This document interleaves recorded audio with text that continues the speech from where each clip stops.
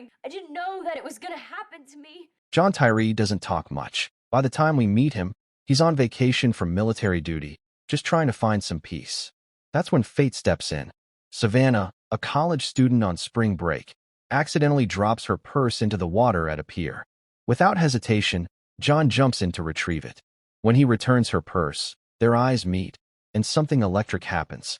She invites him to a bonfire party where he meets her neighbor Tim, a kind, older man, and Tim's son Alan, who has autism.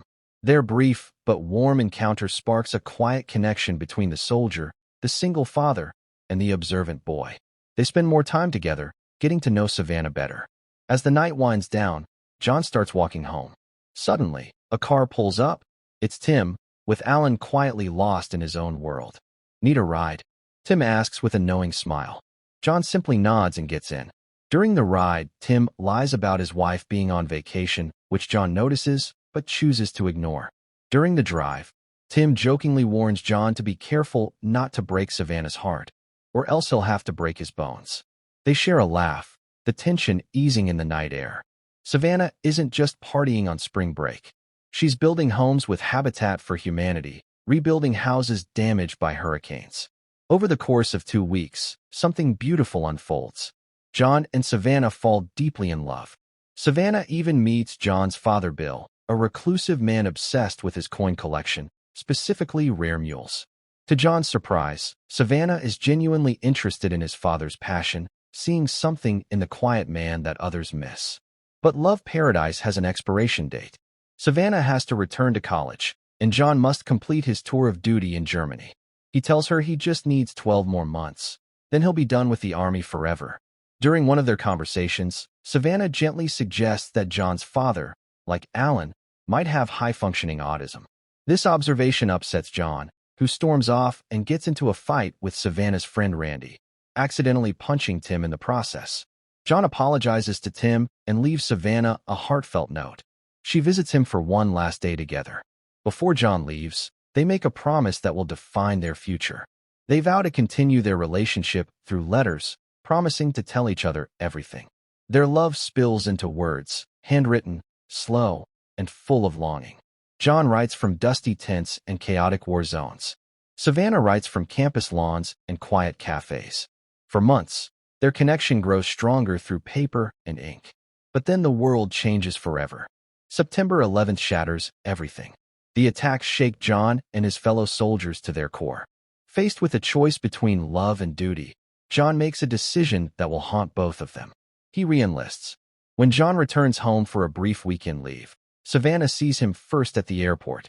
She runs into his arms, her embrace full of relief, love, and unspoken worry. Everything feels different now, rushed and uncertain, but they desperately try to hold on to what they have. Savannah takes him to meet her parents, still believing in their future despite the growing uncertainty. Later, John has a quiet conversation with Tim about his son Alan's autism. When John asks about Tim's wife, Tim's face darkens. He lies again, saying she's on vacation, but John understands the truth. Tim's wife left them. John is moved by Tim's quiet strength in raising his son alone. At that moment, an old veteran thanks John for his service, but the interaction turns heavy when Savannah overhears the devastating news. John has re-enlisted for 2 more years. Her heart sinks. She quietly walks away, tears welling, unable to hide her hurt. John follows her, desperate. "Just tell me what to do," he begs. He pauses, fighting the war between duty and love. "You matter more than anything. Just tell me what to do, Savannah. I'll do it." She simply answers, "Follow me," and leads him to the stables where they discuss Uganda. They spend their last night together, and in the morning, she escorts him to the airport where his father waits. Understanding his father better now, John says his goodbyes, and they promise to keep writing. Their time apart turns into years. Through letters, Savannah tells him about her dream to work with autistic children, planning to build a farm with horse stables where they can enjoy the outdoors and animals. For 2 years, their romance continues through written words. But love doesn't just need letters. It needs presence, touch, and voice. And slowly, Savannah's silence grows louder. John finds himself anxiously awaiting each letter. Then comes the one that changes everything. Not a sweet letter, not a love letter, Just 2 words that crush souls. Dear John. She's engaged to someone else. His hands tremble. This wasn't just goodbye. It was betrayal dressed in ink. In a rage, John burns all of Savannah's letters, refusing to talk about it when his colleagues try to console him. Years pass. Bullets, sand, and crushing loneliness. John becomes numb to pain and people. Only his duty remains. In 2003, after being shot in Afghanistan, John is encouraged to return home, but he re-enlists again. After 4 more years and countless missions, while waiting for his next deployment orders, John receives devastating news. His father has had a stroke. When John arrives at the hospital, he learns his father is alive but in grave condition. John writes a letter to his father, reading it aloud at his bedside. He tells him that the first thing that crossed his mind after being shot was coins, and the last thing before losing consciousness was his dad. Soon afterward, his father dies.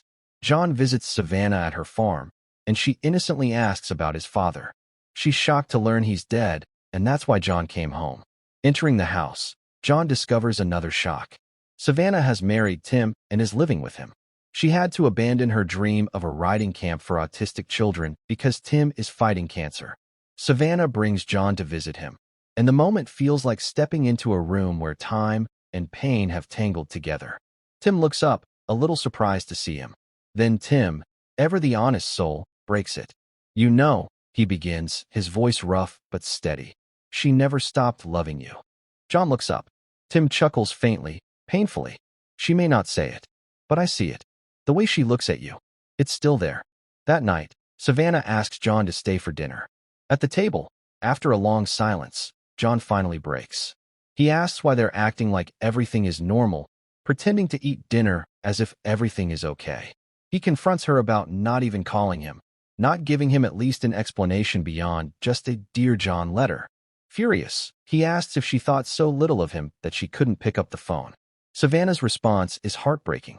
She couldn't call because just hearing his voice would have made her change her mind. Being away while he was at war wasn't easy for her either. Every single day felt like a marathon. Tim was sick and needed her help, and his son Alan only connected with her.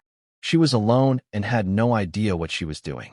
She loved John, still loves him, but life demanded sacrifice, and she gave it everything. John realizes his part in all this and embraces her. She had no choice, she says. They look through all the letters they exchanged, reminiscing about old memories. They're tempted to pick up where they left off years earlier, but they don't act on their feelings. As John heads toward the door, Savannah says, "I'll see you soon then," asking him to reply the same way they always did. But there's only silence. He replies, "Goodbye, Savannah," and leaves. While John is going through his father's things, he does the unthinkable. He sells the prize coin collection except the special mule coin which started the collection. He anonymously donates the money to Savannah so that she can get Tim's special medicine to bring him home with his family. Back in the army, John keeps the mule coin as a charm. He receives a final letter from Savannah telling him they received an anonymous donation, but Tim died from his illness after only 2 months of treatment. The letter ends with their familiar phrase, "I'll see you soon then." Months later, John returns home as a civilian. While parking his bike in town one day, he sees Savannah at a coffee shop. They reunite and embrace, their story coming full circle. Dear John shows us that love isn't always about getting what you want. Sometimes it's about sacrifice. Sometimes the greatest act of love is giving someone the chance to be happy, even if it's not with you.